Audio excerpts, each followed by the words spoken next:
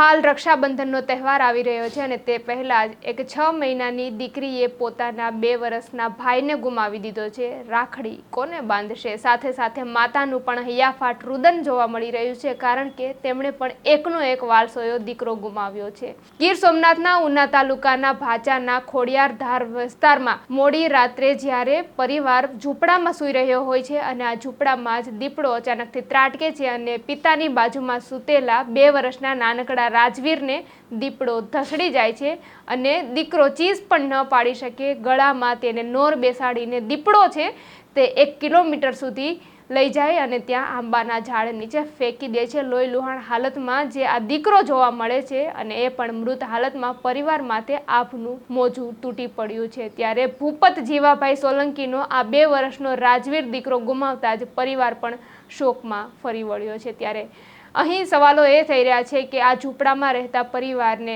હજી સુધી જે આ પ્રધાનમંત્રી આવાસ યોજનાનો લાભ નથી મળી રહ્યો, હજી સુધી નળ સે જળ યોજનાનો લાભ નથી મળ્યો, ત્યારે સરકાર 100% દાવા કરે છે અને પરિવારનો ભોગ બનવું પડે છે। ત્યારે આપનું આ અંગે શું કહેવું છે? કમેન્ટમાં આપના પ્રતિભાવો ચોક્કસથી જણાવજો।